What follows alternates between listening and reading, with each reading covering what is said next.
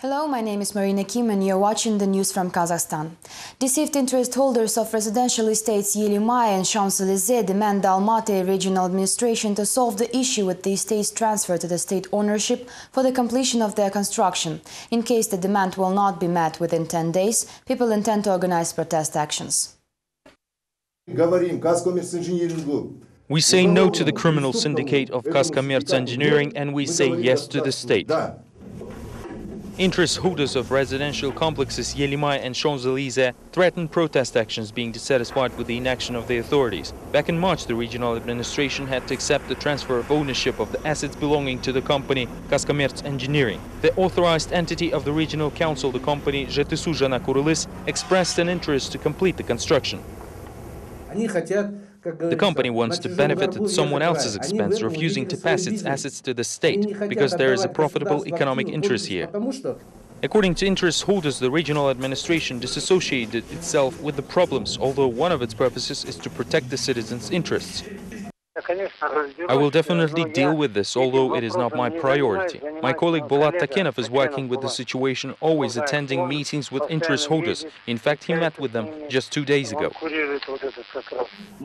Bolat Takenov refused to comment the situation, citing busy schedule and an urgent teleconference. He did promise to call back, but unfortunately never did. In their turn, interest holders forwarded 3 demands. The regional administration should begin the completion of housing construction. The National Security Committee, Financial Police and law enforcement agencies should take measures against Kazakhstan Engineering for not fulfilling its obligations, and the General Prosecutor's Office should identify those responsible for the situation and force Tereshchenko to return the money. If these demands will not be met in 10 days, the interest holders will begin a protest action on June 12th.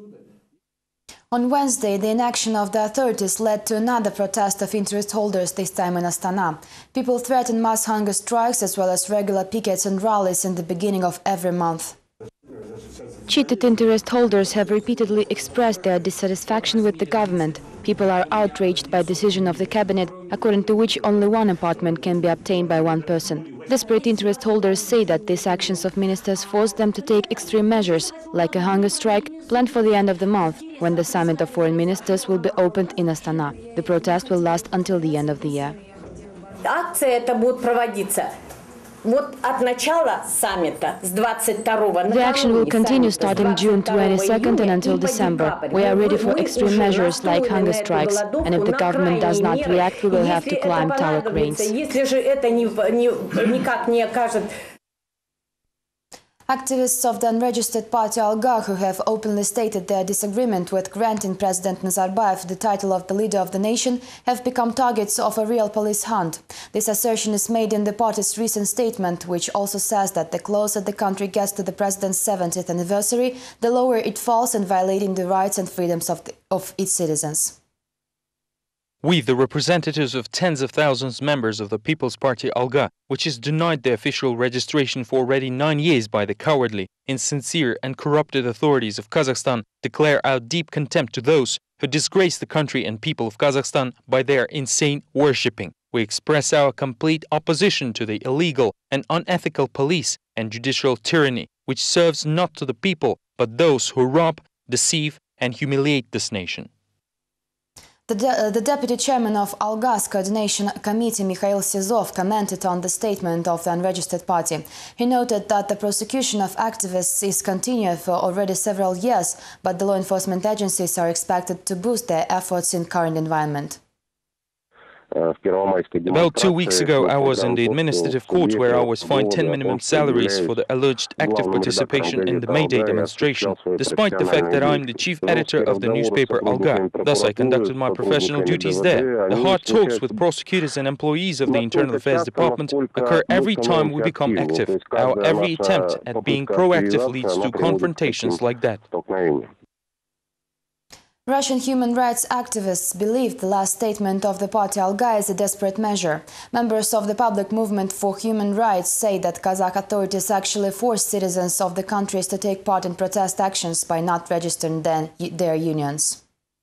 Those parties that have a more or less opposition programs and are not just scenery are not being registered and their leaders are prosecuted. Unfortunately, this is natural for regimes like that. Residents of Kazakhstan and Russia live in authoritarian and despotic regimes.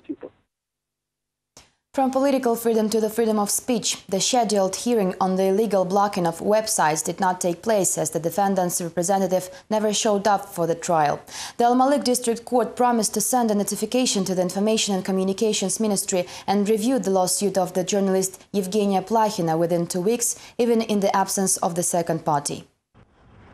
Activists of Kaznet Freedom Movement filed almost 120 lawsuits against the Information and Communications Ministry across the entire Kazakhstan. Most of them were rejected for various reasons, with the most common being the lack of evidence. The ministry itself recognized only one suit as valid, the one submitted by Raushan Yesergepova, the wife of the chief editor of the newspaper Almaty Info. The presence of a suit from Yevgenia Plahina, an activist of the Kaznet Freedom Movement, is ignored for some reason. I believe this happens because they simply do not know yet what to do with our lawsuit. The situation is similar to the law on internet, which exists, but no one knows how to apply.